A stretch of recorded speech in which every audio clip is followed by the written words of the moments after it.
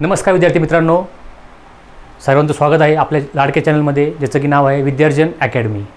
तर आज आपण बघूया ऑलिम्पियाड एक्झामबद्दल जी माहिती असते ती भरपूर मुलांना की ऑलिम्पियाड एक्झाम द्यायची, पण त्याचा फॉर्म कुठं भरायचा, कसा भरायचा, कशा पद्धतीने भरायचा, फी स्ट्रक्चर काय आहे, एक्झामची डेट्स काय आहेत किंवा क्रायटेरिया काय आहे, टॉपिकला वेटेज कोणत्या टॉपिकला किती वेटेज आहे, हिस्ट्रीला किती मार्क्स आहे, जॉग्राफी किती मार्क्स आहे किंवा मॅथ्सला किती मार्क्स आहे, कोणकोणत्या ऑलिम्पियाड एक्झाम असतात।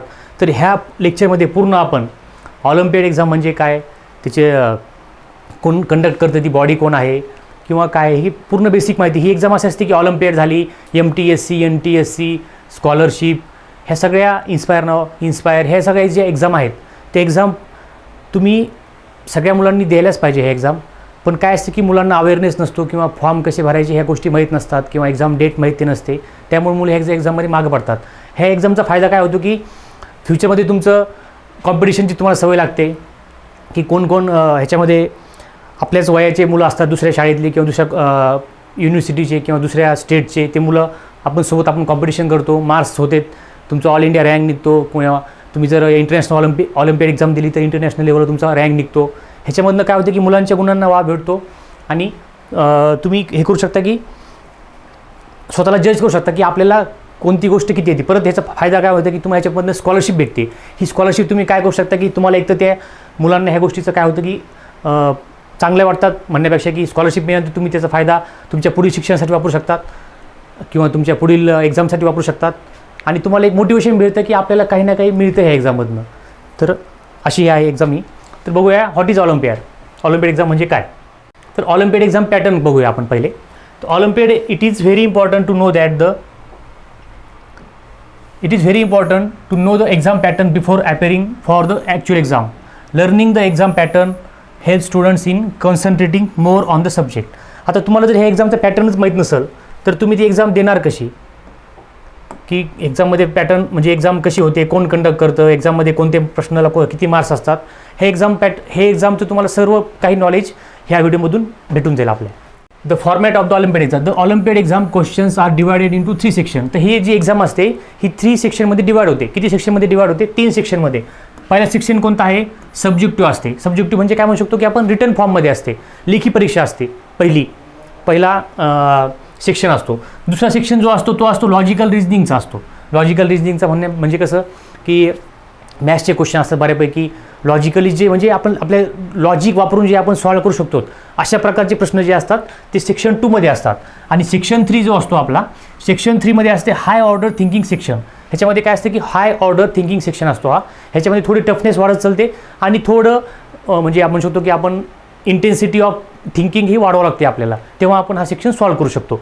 दिस format remains the same for the science, maths आणि English, general knowledge, computer, social studies exam for class 1 to class 10। तर हा जो पॅटर्न आहे सेक्शन 1, सेक्शन 2 आणि सेक्शन 3, हा पॅटर्न मॅथ्सची जी ऑलिम्पियाड एक्झाम असेल, सायन्सची असेल, इंग्लिशची असतील, प्रत्येकाची ऑलिम्पियाड एक्झाम वेगवेगळी होते। प्रत्येक English maths olympiad, science olympiad, English olympiad किंवा जनरल नॉलेजची olympiad, computer olympiad, social studies, ही क्लास 1 टू 10 साठी जी एक्झाम होते त्यांचा ह्या जेवढ्या एक्झाम दिलेल्या आहेत science, maths, English, general knowledge, computer science आणि सोशल स्टडीज, ह्या पूर्ण एक्झाममध्ये हा पॅटर्न सेम असतो जवळपास बऱ्यापैकी। म्हणजे 3 सेक्शन असतात ह्याच्यामध्ये वेगवेगळे। हे जे 3 सेक्शन दिले आहेत सब्जेक्टिव्ह, लॉजिकल रिजनिंग आणि हाय ऑर्डर थिंकिंग सेक्शन, हे 3 सेक्शन ह्या पूर्ण खालच्या एक्झामला अप्लाय होतात। बाकीच्या एक्झामचा पॅटर्न थोडा डिफरंट असतो। आता हे ऑलिम्पियाड एक्झाम काय करते की वेगवेगळ्या बॉडीज असतात, जवळपास 5 ते 7 प्रकारच्या बॉडीज आहेत इंडियामध्ये।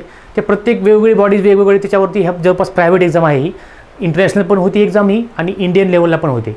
तर आपण आज बघूया की इंटरनॅशनल टॅलेंट ऑलिम्पियाड ही जी बॉडी आहे, ही जी बॉडी आहे ती बॉडी पण ऑलिम्पियाड एक्झाम कंडक्ट करते। तर त्या बॉडीचे म्हणजे रूल्स म्हणू शकतो आपण किंवा स्कॉलरशिप म्हणू शकतो किंवा फी स्ट्रक्चर, त्याबद्दल आपण आज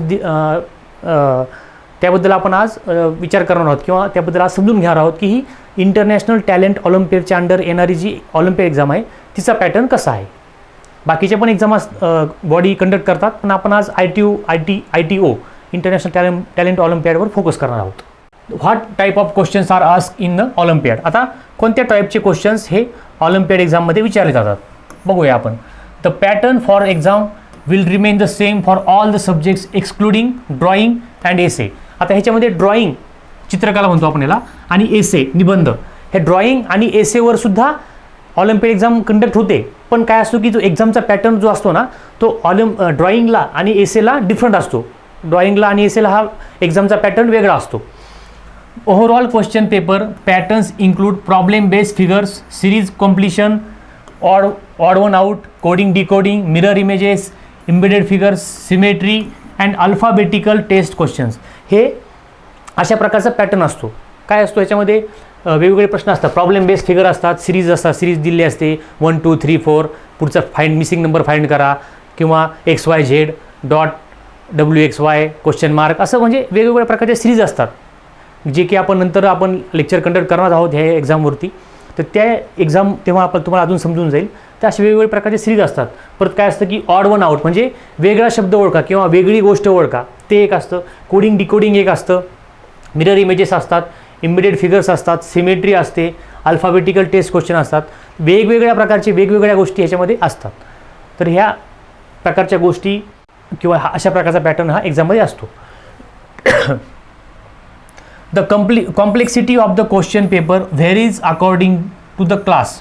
आता काय असतं की कॉम्प्लेक्सिटी म्हणजे काय की डिफिकल्टी लेवल म्हणू शकतो किंवा आपण कॉम्प्लेक्स किंवा म्हणजे हार्ड लेवल जे असते ते एक क्लास 1 पासून क्लास 10 पर्यंत ऑलिम्पिक एक्झाम होते. 11-12 सुद्धा होते, पण मॅक्झिमम आपण 1ली ते 10वीसाठीच मुलं जास्त करून ही एक्झाम देतात. तर प्रत्येकाची म्हणजे 4थीचा मुलगा असेल तर त्याची हार्डनेस लेवल कम्पेअर टू 6 किंवा 7 स्टँडर्डपेक्षा कमी असणार. 8वीचा 10वीचा मुलगा असेल तर त्याची हार्डनेस लेवल 6-7 पेक्षा जास्त असणार. तर हार्डनेस लेवल किंवा कॉम्प्लेक्सिटी ऑफ क्वेश्चन्स ही डिफरंट असते. कशी? क्लास 1 पासून क्लास 10 पर्यंत. For each class questions are prepared by understanding their knowledge, ability and reasoning capacity. ह्याच्यावरती ह्या गोष्टीवरती डिपेंड काय असतं की प्रकार ह्या गोष्टीवर डिपेंड क्वेश्चन जास्त करून एक्झामला विचारले जातात. The syllabus of the Olympic exam is referred from the prescribed and updated syllabus of school boards like CBSE, ICSE, state board and the international board. ह्या चारही बोर्डचा जो अपडेटेड सिलेबस असतो तो किंवा त्या प्रकारचा थोडा हार्डनेस लेवल मिक्स करून आणि बेसिक प्रश्न असतात. ह्याच्यावरती अवघड प्रश्न काहीच नसतात. बेसिक जे तुम्ही लहान लहान छोट्या कन्सेप्ट असतात, मॅथ्सच्या कन्सेप्ट असतील, सायन्सच्या कन्सेप्ट असतील किंवा तुमच्या लॉजिकल प्रॉब्लेम सोडवण्याच्या कन्सेप्ट असतील, ह्या लहान लहान कन्सेप्ट मिक्स करून जो मिक्सिंग करून जे प्रॉब्लेम असतात ते प्रॉब्लेम तुम्हाला ह्या एक्झामला विचारतात. तर याच्यामध्ये CBSE बोर्डच्या, ICSE बोर्ड असेल, स्टेट बोर्ड असेल किंवा इंटरनॅशनल जे बोर्ड असतात त्या बोर्डच्या सगळ्या बोर्डचा विचार करून एक प्रश्न म्हणजे एक प्रश्नपत्रिका किंवा क्वेश्चन पेपर तयार करतात आणि त्यानुसार हे एक्झाम कंडक्ट करतात. म्हणजे सगळ्यांना हा पेपर काठिण्य पातळी जी असते किंवा म्हणू शकतो की आपण हार्डनेस लेवल जी असते ती सर्व विषयाला किंवा सर्व वर्गाच्या विद्यार्थ्यांना किंवा सर्व वेगवेगळ्या प्रकारचे विद्यार्थी असतात. कोणी तालुक्याच्या ठिकाणी मुलगा असतो, कोणी खेडेगावात असतो, कोणी शाळेत ह्याच्यामध्ये सिटीमध्ये असतो. प्रत्येक मुलाला सॉल्व करता येईल किंवा प्रत्येक मुलाची काठिण्यता समजून हा पेपर काढलेला जातो. ऑलिम्पिक आता ही एक्झामची फी स्ट्रक्चर कसं असतं बघूया आपण. हे एक्झामचं वेगवेगळ्या प्रकारची फी घेतात एक्झाममध्ये. तर प्रत्येक स्टुडंटला म्हणू शकतो की प्रत्येक कसं असतं की क्लास वाईज असते. 1ली ते 4थीच्या मुलांना वेगळी फी, 5वी ते 7वीची वेगळी, असं ते एक त्यांनी इंटरनॅशनल टॅलेंट ऑलिम्पियाड जी इंडियन टॅलेंट ऑलिम्पियाड जी हे एक्झाम घेतात त्यानुसार हे त्यांच्या बोर्डनी जे ठरवलेलं आहे त्यानुसार हे फी स्ट्रक्चर लागू होतं सगळ्यांना. तर आता हे बघा फी स्ट्रक्चर बघूया आपण. तर फी स्ट्रक्चरमध्ये काय सांगितलेलं आहे आता हे बघा फी स्ट्रक्चर. तर ISO इंटरनॅशनल सायन्स ऑलिम्पियाड ही एक एक्झाम होते. ISO ह्याला काय म्हणतात ISO. ह्याची फी आहे 175 रुपये. तर 25 रुपये काय होते की organising expenses sir inclusive of supervising expense आणि 150 रुपये अमाऊंट टू बी सेंट. ते 25 रुपये काय असते की समजा जिथे आपण एक्झाम कंडक्ट करतो एखाद्या स्कूलमध्ये म्हणा किंवा एखाद्या प्रेमायसेसमध्ये तर ते जे गार्डनिंगला टीचर वगैरे असतात तर त्यांना 25 रुपीज त्यांना मिळतात. 150 रुपये जी बॉडी कंडक्ट करते एक्झाम त्यांना मिळतात. तर अशी ओव्हरऑल फी आहे 175 रुपये. नंतर आहे इंटरनॅशनल मॅथमॅटिक्स ऑलिम्पियाड. मॅथमॅटिक्ससाठी पण फी काय सेमच आहे 175 रुपीज. नंतर काय आहे इंग्लिश इंटरनॅशनल ऑलिम्पियाड. ह्याची पण फी काय आहे 175 रुपये आहे. नंतर जनरल नॉलेज इंटरनॅशनल ऑलिम्पियाड 175 म्हणजे प्रत्येक विषयाला, म्हणजे प्रत्येक मुलाला, आता कोणाला इंग्लिश हार्ड जातं किंवा मॅथ अवघड जातं किंवा सायन्स येत नाही, मग त्यांच्यासाठी की जनरल नॉलेज, ज्या मुलांना जनरल नॉलेजची आवड आहे, पेपर वाचायची आवड आहे, जगात काय चालल्या गोष्टी, आपल्या आजूबाजूला काय गोष्टी घडतात, भारतामध्ये कोणत्या गोष्टी घडतात, जनरल नॉलेज किंवा करंट अफेअर म्हणू शकतो, किंवा डेलीच्या ज्या गोष्टी असतात त्या मुलांना तशी आवड असते, मग त्या मुलांसाठी जनरल नॉलेज एक्झाम घेतात. मग हे मुलांना काय होतं की तुम्ही एक्झाम देतात, अभ्यास करतात, मग हेच मुलं पुढे चालून ज्या कॉम्पिटेटिव्ह एक्झाम असतात, MPSC झालं, UPSC झालं किंवा SSC झालं, स्टाफ सिलेक्शन कमिशन किंवा बँकिंगचे एक्झाम असतात, मग त्या मुलांना अशा एक्झाम असं आवडतात. म्हणजे पुढे चालून हे मुलांचा बेस पक्का होण्यासाठी मदत होती त्यांना. ते मुलं पुढे चालून फ्युचरमध्ये हे एक्झाम देऊ शकतात UPSC लेवलच्या. मग त्यांच्यासाठी ही एक्झाम आहे. म्हणजे आपल्या मुलाला किंवा आपल्या स्वतःला जी एक्झाम आवडेल किंवा जो विषय आवडतो तो विषय निवडून तुम्ही एक्झाम द्या. All types of exams are there. त्याच्यामुळं असं नाही की फक्त एकाच विषयाची एक्झाम आहे, एकाच सब्जेक्ट्सला प्रेफरन्स आहे, तसं काही नाही. पुढची एक्झाम बघूया आपण, इंटरनॅशनल कम्प्युटर ऑलिम्पियाड. काही मुलांना कम्प्युटर नॉलेज आवडतं किंवा कम्प्युटरमध्ये इंटरेस्ट असतो, त्या मुलांसाठी कम्प्युटरची एक्झाम आहे international computer Olympiad. International drawing Olympiad. काही मुलांना हे काहीच आवडत नाही, फक्त चित्रकला आवडते, ड्रॉइंग आवडतं, त्या मुलांसाठी ड्रॉइंगची पण एक्झाम आहे.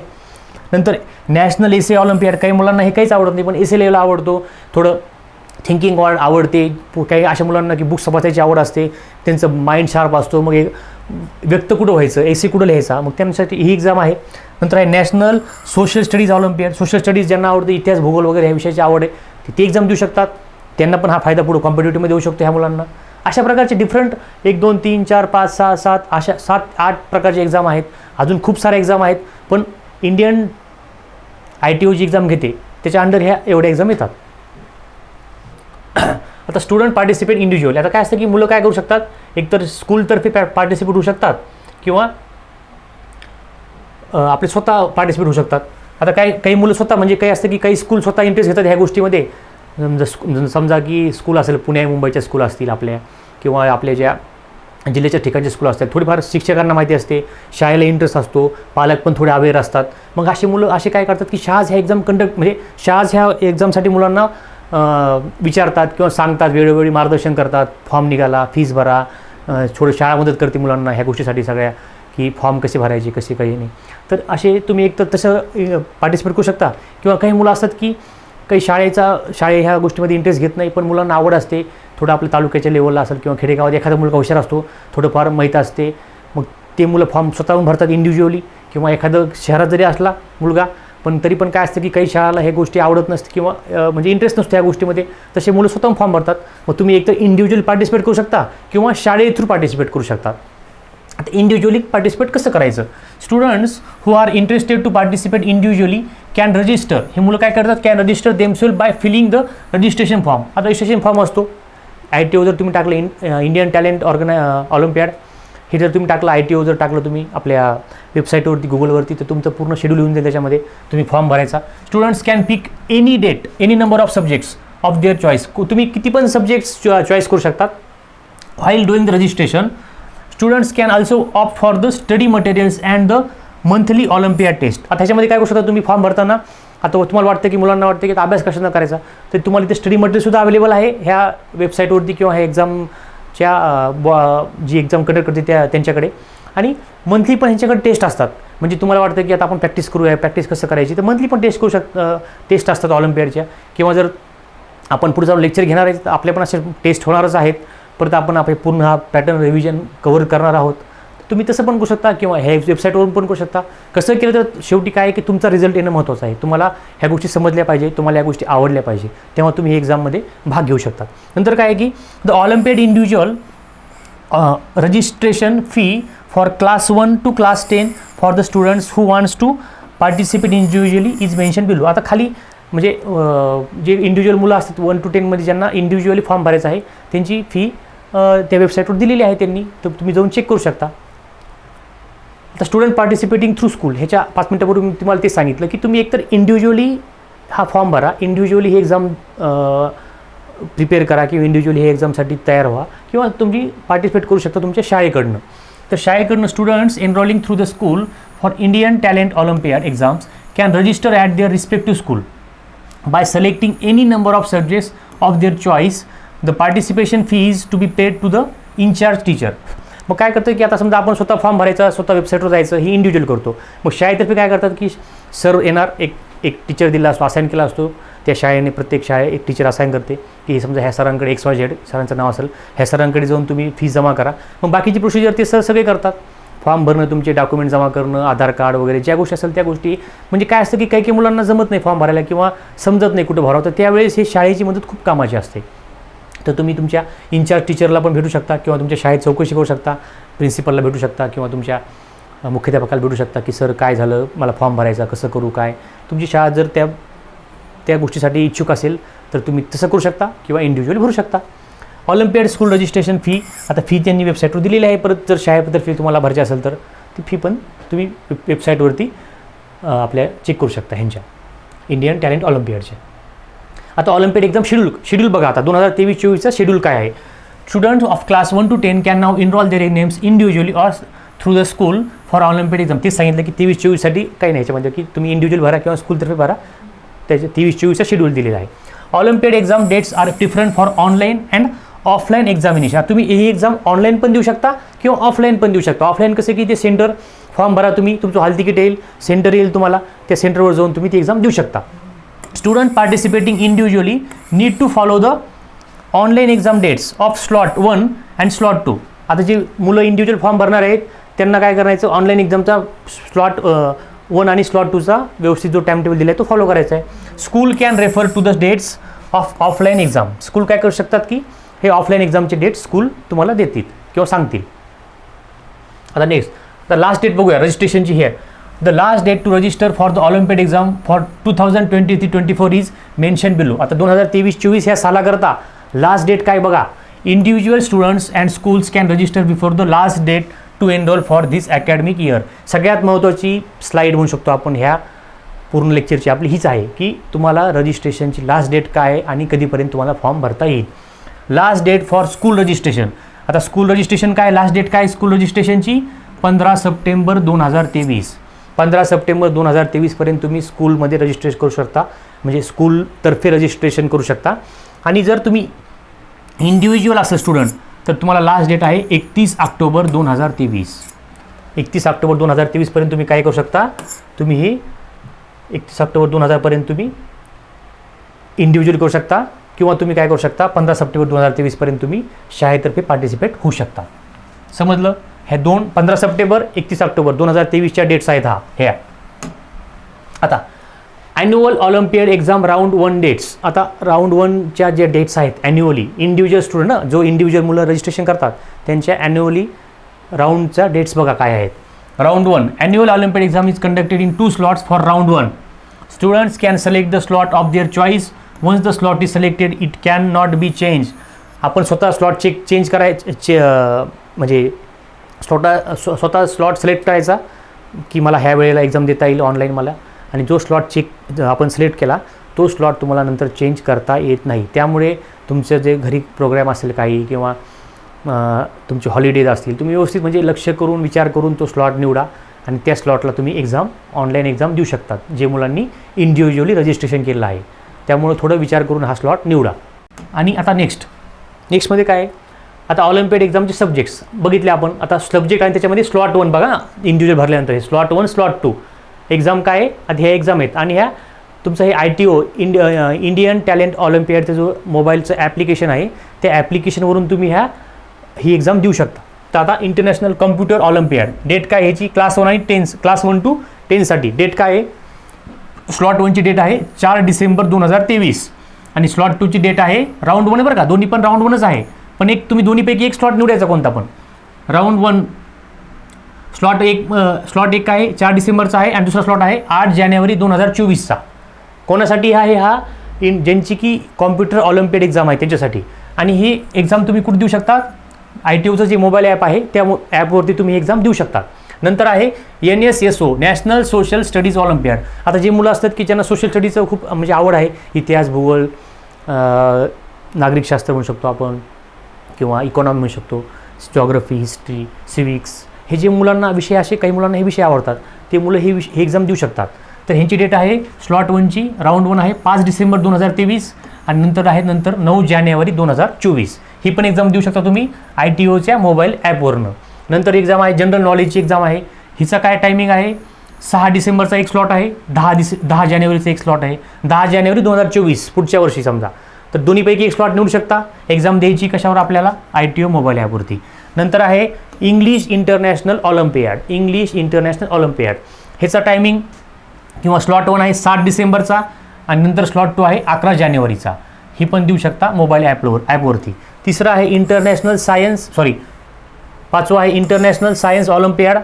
ह्याचा आहे टायमिंग आहे 8 डिसेंबरचा एक स्लॉट आहे, 12 जानेवारीचा एक स्लॉट आहे. मोबाईलवरती आपण ऑनलाईन ही एक्झाम देऊ शकतो. नंतर आहे इंटरनॅशनल मॅथ्स ऑलिम्पियाड. ह्याचा एक स्लॉट आहे पहिला 9 जानेवारी 2023, दुसरा स्लॉट आहे 13 जानेवारी 2024. ही पण एक्झाम देऊ शकतो आपण ITOच्या मोबाईलच्या ॲपवरती. नंतर नॅशनल एसे ऑलिम्पियाड आहे. कोणता आहे, एसे ऑलिम्पियाड. हे आहे 11 डिसेंबरला एक स्लॉट आहे आणि 15 जानेवारीला एक स्लॉट आहे. ही देऊ शकतो आपण मोबाईल ॲपवरती, दिलेलं नाही आहे, आपण देऊ शकतो याच्या वेबसाईटवरती. कारण काय सांगा बरं, ही आहे एसीची एक्झाम. एसे तर तुम्ही मोबाईलवरती जास्त टाईप करू शकत नाही किंवा लिहू शकत नाही किंवा तुमचा वेळ जाईल, त्यामुळे ती एक्झाम वेबसाईटवर द्यायची आहे. आणि जी खालची ड्रॉइंगची एक्झाम आहे तिचा टायमिंग एक स्लॉट आहे 12 जानेवारीचा, दुसरा स्लॉट आहे 12 डिसेंबरचा एक स्लॉट आहे 2023चा, दुसरा स्लॉट आहे 16 जानेवारी 2024चा. ही पण एक्झाम तुम्ही देऊ शकता वेबसाईटवरतीच, मोबाईल ॲपवरती नाही. कारण एसे आणि ड्रॉइंग हे अशा गोष्टी आहेत की ज्या गोष्टीला मोबाईलवरती टाईम लागेल किंवा मोबाईलवरती ते आपण करू शकत नाही व्यवस्थित, त्यामुळे ही एक्झाम त्यांच्या वेबसाईटवरती जाऊन द्यायची आहे. तर अशा प्रकारे 2023-24चं शेड्यूल आहे. ह्या डेट सगळ्यांनी लक्षात ठेवा. दोन्हीपैकी एक स्लॉट निवडायचा. तो स्लॉट म्हणजे ती स्लॉट निवडल्यानंतर चेंज करू शकत नाही आपण. तो स्लॉट निवडल्यावर त्या स्लॉटला जाऊन म्हणजे त्या स्लॉटच्या वेळेनुसार जाऊन एक्झाम द्यायची आणि पुढं जात राहायचं. आता बघूया नेक्स्ट PPT. आता काय आता हे झालं, आपण मागच्या PPTमध्ये बघितलं की जे मुलं इंडिव्हिज्युअली रजिस्ट्रेशन करणार आहेत त्यांना ऑनलाईन एक्झाम द्यायची आणि जे स्कूलकडनं जाणार आहेत ते मुलं त्यांचे पण डेट्स वेगळे आहेत. त्यांचे बघूया डेट्स. राऊंड 1 काय, पण ह्यांचं काय, आता जे स्कूलतर्फे होतात त्यांचे राऊंड आहेत ऑफलाईन आहे. Offline annual olympiad exam is conducted in respective school. आता ही एक्झाम प्रत्येक रिस्पेक्टिव्ह स्कूलमध्ये होते. Students register through the school need to appear the exams as per the schedule mention below. आता हे काय आहे की जे मुलं स्कूलतर्फे पार्टिसिपेट होतात त्यांची एक्झाम ऑफलाईन होते, त्यांच्या शाळेमध्ये होते आणि मग त्या मुलांच्या डेट्स वेगळे आहेत. तर ते डेट्स बघूया आपण काय दिलेले आहेत डेट्स.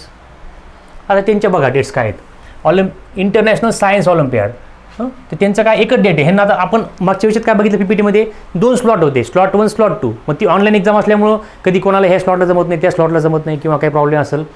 आणि इथं काय दिले, आता इथं हे बरोबर ह्यांनी काय दिलं, एक टाईम दिलेला फिक्स 4 डिसेंबर 2023 ही डेट आहे. वार आहे सोमवारी तुम्हाला ही एक्झाम द्यावाच लागणार प्रत्येकाला कंपल्सरी. कोणती, science Olympiad. International maths Olympiad आहे ही द्यावं लागणार 5 डिसेंबर 2023. इंग्लिश इंटरनॅशनल ऑलिम्पियाड आहे ही एक्झाम 6 डिसेंबर 2023ला द्यावं लागेल. जनरल नॉलेजची ऑलिम्पियाड आहे ही 7 डिसेंबरला. नंतर कम्प्युटर ऑलिम्पियाड आहे ही 8 डिसेंबरला. एसे ऑलिम्पियाड आहे ही पण 8 डिसेंबरलाच होणार, एसीची पण. ड्रॉइंग ऑलिम्पियाड ही 9 डिसेंबरला होणार आणि सोशल स्टडीजची ऑलिम्पियाड आहे ही पण 9 डिसेंबरलाच होणार. तर ह्या सगळ्या एक्झाम आहेत ह्या ऑफलाईन होणार आहेत कारण आपण फॉर्म भरलेला आहे शाळेतर्फे. तुम्ही जर शाळेतर्फे फॉर्म भरला एक्झाम ऑफलाईन होणार. ह्या डेट्स आहेत त्याच्या, तुमच्या शाळेमध्ये एक्झाम होईल. आणि जर तुम्ही स्वतःहून फॉर्म भरला तर तुम्हाला ती एक्झाम ऑनलाईन द्यावं लागेल.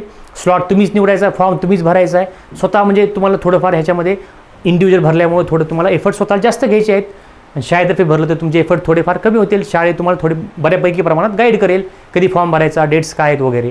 तर असे हे 2 प्रकारे तुम्ही ह्या एक्झामला अपियर होऊ शकता. आता सब्जेक्ट्स आणि डेट्स. आता काय असतं की ह्याच्यामध्ये सब्जेक्ट्स कोणते आणि डेट्स काय दिलेले आहेत. तर 1 एप्रिल सॅटर्डेला GK आणि एसे होणार. नंतर काय 8 एप्रिलला होणार सॅटर्डेला इंग्लिश आणि ड्रॉइंग. नंतर 15 एप्रिलला होणार सायन्स, 24 एप्रिलला होणार मॅथ्स. तर असे हे वेगवेगळे डेट्स दिलेले आहेत. मग 3 मेला एक, 6 मेला एक आहे, नंतर 3 जूनला आहे, 1 जुलैला आहे, 5 ऑगस्टला. तर हे वेगवेगळे डेट्स दिलेले आहेत. ह्या डेट्समध्ये पण तुम्ही म्हणू शकता की ज्या टेस्ट असतात त्या टेस्ट तुम्ही कंडक्ट करू म्हणजे टेस्ट तुम्ही देऊ शकतात जेणेकरून तुम्हाला मंथली टेस्ट असतील, विकली टेस्ट असतील, जेणेकरून तुमचा सराव चांगला होईल. ह्या त्याच्या डेट्स दिलेल्या आहेत वेगवेगळ्या. ह्या तुम्हाला वेबसाईटवरती मिळून जातील. आता हाऊ मेनी क्वेश्चन्स आता प्रश्न सगळ्यात महत्त्वाचा की ह्याचे क्वेश्चन्स किती असतात, ऑलिम्पियाड एक्झाममध्ये क्वेश्चन किती असतात. तर काय आहे की क्लास 1 पासून 4 पर्यंत काय आहे आणि क्लास 5 to 10 हे 2 सेक्शन केलेत ऑलिम्पियाड एक्झाम घेणाऱ्यांनी. 1 ते 4 मध्ये एक सेक्शन केला आणि 5वी ते 10वीचं एक सेक्शन केलेलं आहे. तर for class 1 to 4 there are 35 question. Class 1 ते 4 साठी 35 क्वेश्चन आहेत. त्याच्यामधले 20 आहेत सब्जेक्टिव्ह क्वेश्चन्स, 10 आहेत लॉजिकल रिजनिंगचे आणि 5 आहेत हाय ऑर्डर थिंकिंगचे सेक्शन. तुम्हाला सांगितलं मी याच्यापूर्वीच की 3 सेक्शन असतात, एक सब्जेक्टिव्ह, एक लॉजिकल रिजनिंग आणि एक हाय ऑर्डर थिंकिंग. तर पहिली ते चौथीचे जे मुलं आहेत त्यांच्यासाठी 35 क्वेश्चन आहेत किंवा 35 क्वेश्चन्स आहेत. त्याच्यामधले 20 क्वेश्चन आहेत सब्जेक्टिव्हला येतील, 10 क्वेश्चन्स आहेत हे लॉजिकल रिजनिंगचे आणि उरलेले 5 आहेत ते हाय ऑर्डर थिंकिंगचे क्वेश्चन असतील. नंतर काय क्लास 5वी ते 10वीसाठी काय केलं त्यांनी 50 क्वेश्चन ठेवले, कारण आता मुलांची लेव्हल वाढली, मुलांचा IQ जास्त आहे, मुलं हुशार आहेत, मग 50 क्वेश्चन केले. 50 क्वेश्चनमध्ये काय 1 मार्काला 1 प्रश्न केला त्यांनी, म्हणजे 50 मार्काचा पेपर झाला 5वी ते 10वीच्या मुलांचा. त्याच्यामधले 50 पैकी 35 हे सब्जेक्टिव्ह क्वेश्चन्स आहेत, 10 क्वेश्चन्स आहेत लॉजिकल रिजनिंगचे आणि 5 क्वेश्चन्स आहेत हे हाय ऑर्डर थिंकिंगचे क्वेश्चन्स आहेत. म्हणजे पहिली ते चौथीसाठी 35 प्रश्न आहेत आणि 5वी ते 10वीसाठी 50 प्रश्न आहेत. त्याच्यामध्ये ह्यांनी 3 सेक्शन आहेत, आपलं एक सब्जेक्टिव्ह आहे, एक लॉजिकल रिजनिंगचा आहे आणि एक आहे हाय ऑर्डर थिंकिंगचा. तर ह्याच्यामध्ये त्यांनी डिव्हिजन खालीप्रमाणे दिलेलं आहे. तसं तुम्हाला प्रश्न विचारतील एक्झाममध्ये. नेक्स्ट तेच पाठीमागचे PPT जे बघितलं आपण तेच सांगितलेले, नंबर ऑफ क्वेश्चन, मार्क्स आणि टोटल मार्क्स.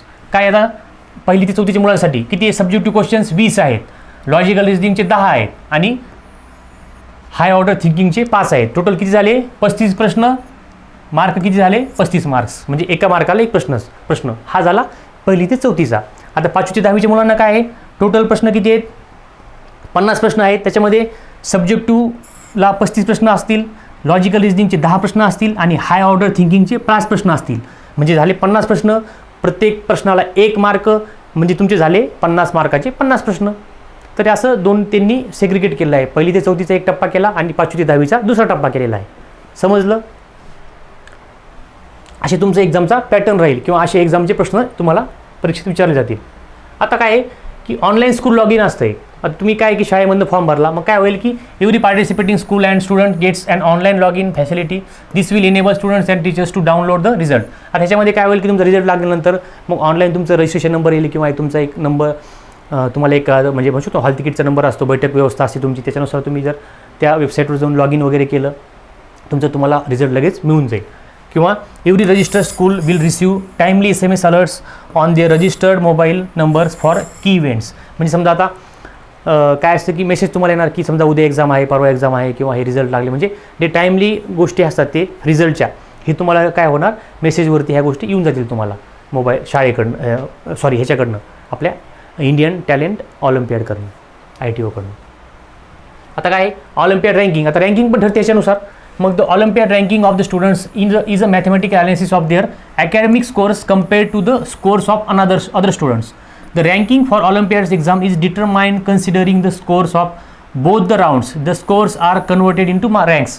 आता काय करतात की जे तुमचे 2 राऊंड होते, मग त्या राऊंडचा जो स्कोर आला तो त्या राऊंडच्या स्कोरवरनं तुमचा रँक हे एक्झाम कंडक्ट करणारे काढतात, त्यानुसार तुमचा रँक ठरतो इंटरनॅशनली म्हणा किंवा नॅशनली किंवा state wise. The Olympiad ranking criteria are well described by the Indian Talent Olympiad.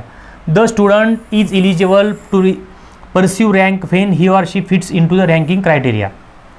There are amazing prizes for the first 4 ranks holders.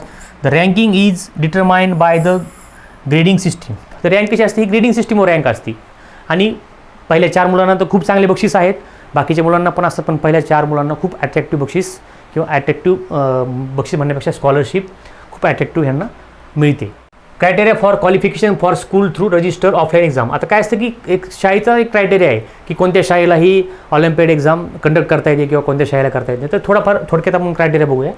The students who meet one of the 2 required below will be eligible for winning national ranks. ह्या 2पैकी खालीलपैकी ह्या जे 2 गोष्टी दिल्या आहेत त्या 2पैकी जरी तुम्ही एक जरी क्रायटेरिया फुलफिल केला तर तुम्हाला नॅशनल रँकचं म्हणजे नॅशनल रँकचं स्कूल म्हणू शकतो किंवा नॅशनल रँकचं थोडं लेवल मिळू शकते.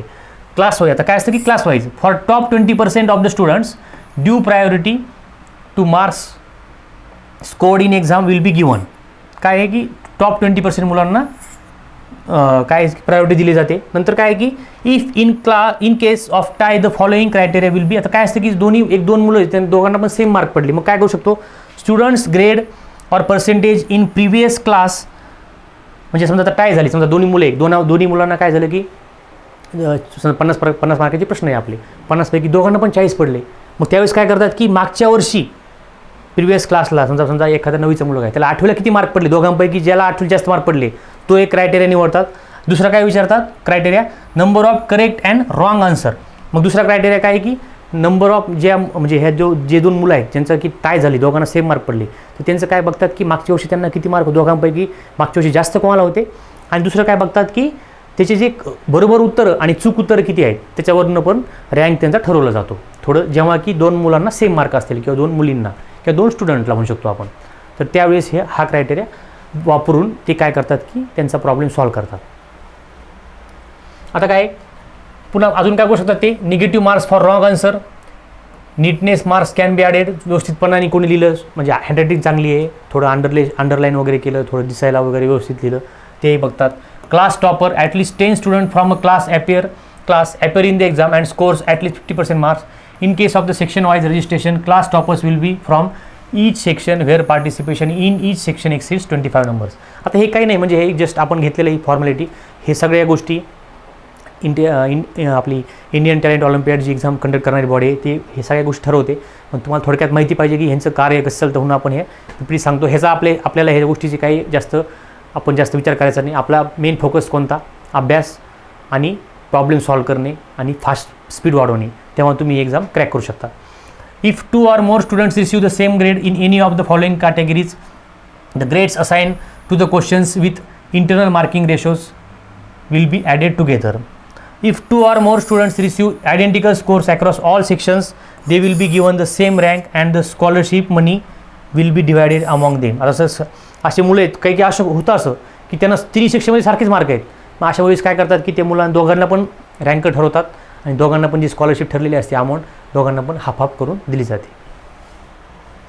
आता रँकिंग टर्म्स अँड कंडिशन, आता हे क्वेश्चन रिलेटेड म्हणजे ह्या गोष्टी काय आहेत की ह्या गोष्टी आपल्याला जास्त म्हणजे महत्त्वाच्या नाहीत, पण तरी बघूया आपण. The question related to question paper, आता समजा question paper OMR answer sheet असते, rechecking and marks revaluation will be entertain within only 20. आता काय असतं की एखादा मुलगा हुशार आहे, आईवडिलांना कॉन्फिडन्स आहे किंवा स्वतः मुलांना कॉन्फिडन्स असतो की माझ्या मुलाला एवढे कमी मार्क पडू शकत नाही किंवा कमी मार्क पडले किंवा जास्त पडलं तर कोणी सांगत नाही शक्यतो, कमी पडल्यावर सांगतात. तर कमी मार्क पडले तर तुम्ही काय करू शकता की एक्झाम झाल्यानंतर 20 दिवसाच्या आतमध्ये तुम्ही काय करू शकता की इंडियन टॅलेंट ऑलिम्पियाडला ह्या वेबसाईटला फोन करून किंवा ईमेलद्वारे किंवा तुमच्या लॉग इनद्वारे तुम्ही सांगू शकता की मला रिचेक करायचं आहे, मला मार्क कमी पडले, पण तुम्ही माझा पेपर एकदा रिचेक करा.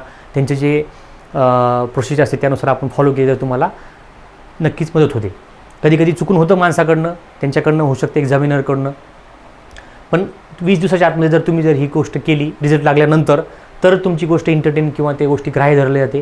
21व्या दिवशी जर तुम्ही त्यांना म्हणलं की मला मार्क कमी आले, मला माझा पेपर रिचेक करा, तर 21व्या दिवशी ते तुमचा पेपर रिचेक करणार नाहीत. त्यामुळे 20 दिवसाच्या आतमध्ये तुम्ही सांगा त्यांना की मला मार्क कमी पडले, माझा पेपर परत चेक करा असं.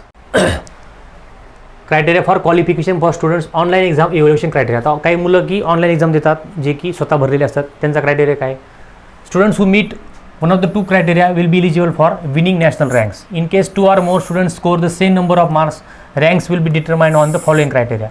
दोघांना सेम मार्क पडले तर क्रायटेरिया काय, marks scored in sections in the exam accorded higher priority, time taken to complete the exam will accord higher priority. आता काय असतं की ऑनलाईन एक्झाम आहे, ऑनलाईन एक्झाममध्ये सगळं दिसतं की तुम्ही एका प्रश्न सोडवायला किती वेळ लावला, 2 प्रश्न सोडवायला किती वेळ लावला, किंवा टोटल 35 प्रश्न असतील 1ली ते 4थीसाठी किंवा 5वी ते 10वीसाठी जे 50 प्रश्न असतील ते पूर्ण प्रश्न सोडवण्यासाठी तुम्हाला किती वेळ लागला ह्यावरून पण तुमची रँक कॅल्क्युलेशन केली जाते. आता समजा 2 सारखेच मुलं आहेत, एका मुलाने पेपर सोडवला 20 मिनिटामध्ये, एका मुलाने सोडवला 15 मिनिटामध्ये, मार्क्स सारखेच आहेत, पण 15 मिनिटामध्ये जो मुला म्हणून पेपर सोडवला त्याला स्कॉलरशिप अवॉर्ड केली जाईल, कारण त्यांनी कमी वेळामध्ये ॲक्युरेसी असते त्याची, कमी वेळामध्येच त्यानं उत्तर सोडवले. आणि तुम्ही मोबाईलवर सोडवतात, जी इंडिव्हिज्युअल मुलं असतात ITO मोबाईल ॲप किंवा वेबसाईटवरून सोडवतात, इंडिव्हिज्युअल फॉर्म भरणारी मुलं, तिथं तुमचं मोबाईलवर सगळा डाटा दिसतो, तुम्ही किती वेळा सोडवलं, काय सोडवलं, त्यानुसार ही बॉडी काय करते की तुमचं रँकिंग ठरवली जाते ह्या बॉडीजनुसार. नंतर काय, if the situation demands negative marking 0.25 will be there as a tie breaker. समजा जर वाटलं तर मग काय करतात की टाय ब्रेकरमध्ये निगेटिव्ह मार्किंगसुद्धा कन्सिडर केली जाते. एक प्रश्न चुकला तर तुमचे 25 म्हणजे 0.25 म्हणजे 1/4 मार्क तुमचे कमी होतात, ते पण तुम्हाला तसं पण ते करतात. For tough ties ITO has provided some questions internal marking ratio in a very close call the same ratio will be applied in evaluation. हे काही नाही, ते कसे मुलं टाय झाल्यानंतर काय करू शकतात काय नाही करू शकत हे त्यांचा इंटरनल प्रश्न आहे किंवा इंटरनल गोष्टी आहेत, ह्याच्यावरती आपण जास्त विचार करायची गरज नाही. फक्त एक त्यांचं कार्य असेल तर त्यासाठी आपण ही PPT घेतलेली आहे. नेक्स्ट काय दिलं आहे, in case of level 2 exams ranks will be accorded on the following. आता काय लेवल 2 एक्झाम असते म्हणून आता काय दिलं की नॅशनल रँक. तुमचा जर नॅशनल रँक पहिला आला तर तुम्हाला बक्षीस पहिल्या 8 मुलांना किती 1 लाख रुपये बक्षीस आहे. किती 1 lakh फॉर 8 स्टुडंट्स. म्हणजे बघा अमाऊंट कमी नाही आहे ही. तुम्ही जर अभ्यास व्यवस्थित केला ही अमाऊंट तुम्हाला तुमच्या फ्युचरच्या शिक्षणासाठी तुमचे बुक्स घेण्यासाठी तुम्हाला एखादी गोष्ट पाहिजे असेल तर तुम्ही ही अमाऊंट खूप चांगल्या रीतीने ह्याचा यूज करू शकतात. आणि ह्यांनी काय होतं की मुलांना मोटिवेशन पण मिळतं. अरे हां मी एक्झाम दिली, मला मार्क पडले, मला रँक, मला स्कॉलरशिप मिळाली. तर हे खूप म्हणजे चांगली गोष्ट आहे ह्यांच्याकडनं की तुम्हाला मोटिवेशन मिळतं. नंतर काय 40,000 कोणाला 10 स्टुडंटला, नंतरच्या काय 10 स्टुडंटला जे नंतरचे 10 असतील त्यांना काय 40,000 रुपये मिळणार. नंतर 10 students will be awarded laptop किंवा 20,000 रुपये. नंतर 10 मुलांना काय होणार लॅपटॉप देतात किंवा 20,000 रुपये. नंतरच्या 100 मुलांना टॅबलेट देतात किंवा 7,000 रुपये. काय देतात टॅबलेट किंवा 7,000 रुपये. Medal and scholarship will be awarded कोणाला स्टेट रँकला. आता हे काय हे नॅशनल रँक आहे. नॅशनल रँक 2 10 मुलांसाठी, नॅशनल रँक 3 10 मुलांसाठी, नॅशनल रँक 4 100 मुलांसाठी. आणि आता हे झाले नॅशनल लेवलचे झाले 4 झाले नॅशनल लेवलचे. आता स्टेट रँक जर पहिला 1 ते 10 आले त्यांना काय भेटणार मेडल अँड स्कॉलरशिप. आणि स्कॉलरशिप देतात, मेडल पण देतात आणि स्कॉलरशिप पण देतात. स्कॉलरशिपमध्ये त्यांची काहीतरी अमाऊंट असेल ती देतात किंवा तुम्हाला एखादा कोर्स असेल किंवा एखादं काय असं शिक्षणाबद्दल तुम्हाला ती गोष्ट तुम्हाला फ्री मिळते. नंतर स्टेट रँक 11 ते 100 स्टेटमध्येच आला पण काय पुढचे 11 ते 100 मुलं त्यांना काय मिळणार बेस्ट परफॉर्मर टायटल मिळणार त्यांना. आणि फॉर स्टुडंट रजिस्टर इंडिव्हिज्युअली कोणते पण ही कोणाला मिळणार जे मुलांनी इंडिव्हिज्युअल रजिस्ट्रेशन केलं आहे त्यांना हा अवॉर्ड दिला जातो. ते असे वेगवेगळ्या प्रकारचे अवॉर्ड, वेगवेगळ्या प्रकारची रँकिंग, वेगवेगळ्या प्रकारचे क्रायटेरिया, वेगवेगळ्या प्रकारची स्कॉलरशिप ही अवॉर्ड केली जाते. आता काय olympiad award prizes. Olympiad required hard work and dedication hence to keep the morale of the student up and to keep them motivated such that they strive to show their best and keep working to improve. A number of cool prizes are made available for the meritorious students. ते सांगितलेले की मुलांना थोडं प्रोत्साहन मिळावं, मुलांना थोडं अभ्यास करण्यासाठी अजून चांगला आनंद वाटावा, त्यांच्या फ्युचरसाठी त्यांना ती स्कॉलरशिप प्रदान केली जाते. There happen to be scholarships, cash prizes, gadgets like laptops, tablets, certificates and merits and more. मग ह्या गोष्टी मग मुलांना काय असतं की एक थोडं अप्रूप असतं, थोडं मुलांना पण चांगलं वाटतं, आईवडिलांना पण चांगलं वाटतं की मुलांना माझ्या स्कॉलरशिप मिळाली, लॅपटॉप मिळाला, टॅबलेट मिळाला, बक्षीस मिळालं, मुलांना पण अजून अभ्यासाला प्रोत्साहन मिळतं. तर हे त्याच्या मागचा हेतू आहे. The prize for students depends upon their performance. Prize बघितलं आपण त्याच्या परफॉर्मन्सनुसार त्याच्या रँकिंगनुसार त्यांना प्राईज दिली जाते. आता हे सांगितलेले कॅश प्राईज आहे 40,000ची, 1 लाखाची पहिल्या प्राईज. नंतर दुसरी प्राईज पहिल्या 8 मुलांना, दुसरी प्राईज पहिल्या 10 मुलांना नॅशनल लेवलची, तिसऱ्या मुलाला 20,000 रुपये किंवा लॅपटॉप किंवा टॅबलेट किंवा असे वेगवेगळ्या प्रकारचं मागच्या PPT जे बघितलं आपण तेच ह्या PPTमध्ये सांगितलेलं आहे. तर अशा प्रकारे आपण ऑलिम्पियाड एक्झाम काय आहे, ती कोण कंडक्ट करतं. ऑलिम्पियाड एक्झाम खूप सारे संस्था कंडक्ट करतात. त्यातलं आपण आज एका संस्थेची माहिती बघितली ज्याचं की नाव आहे इंडियन टॅलेंट ऑलिम्पियाड. ती एक्झाम कशी कंडक्ट करते बॉडी, त्या एक्झामचा criteria, rank, scholarship, fee structure, तुम्ही इंडिव्हिज्युअल पार्टिसिपेट करू शकता किंवा शाळेत पार्टिसिपेट करू शकता. हे पूर्ण आपण त्याच्यामध्ये सब्जेक्ट्स कोणते, मार्क्स कोणते, सेक्शन किती, हे सगळ्या गोष्टी आपण बघितलेल्या आहेत. तुम्हाला जर काही डाऊट असेल तर तुम्ही इंडियन टॅलेंट ऑलिम्पियाड ह्या वेबसाईटवर जाऊन ते पूर्ण तुम्ही आपण जी PPT बघितली आहे, पूर्ण ज्या डेट्स वगैरे दिलेल्या आहेत, तर नक्कीच ह्या मला असं अपेक्षा आहे की तुम्हाला हे PPTतून खूप चांगलं मार्गदर्शन मिळालं आहे. तुम्ही ह्या PPTचा वापर करून तुमच्या आणि काही जर डाऊट असेल तर तुम्ही कमेंट सेक्शनमध्ये लिहा. आपल्या चॅनलला सबस्क्राईब करा, लाईक करा आणि सगळ्यात महत्त्वाचं तुम्ही ही एक्झाम मिस करू नका. ही एक्झाम तुमच्या खूप फायद्याची आहे. तुम्हाला स्कॉलरशिप तर मिळतेच, पण तुमच्या जे गुण असतात, सुप्त गुण असतात किंवा आईवडिलांना समजत नाही की माझ्या मुलाला काय करायचं किंवा माझा मुलगा कोणत्या क्षेत्रामध्ये जाईल किंवा तुम्हाला समजत नाही की मला नेमकी आवड कोणत्या गोष्टीची, तर तुम्ही ही एक्झाम देऊन तुमची स्वतःबद्दल तुम्ही जजमेंट करू शकता. स्वतःबद्दल आवड की आपल्याला नेमकं काय आवडतं, तुम्ही हे एक्झामबद्दल तुम्ही स्वतःबद्दल तुम्ही स्वतः सगळं फाइंड करू शकता. त्यामुळे ही एक्झाम नक्कीच द्या आणि डेट जवळच येत आहे तर फॉर्म भरा आणि नक्कीच ह्या एक्झामचा फायदा घ्या. Thank you everyone.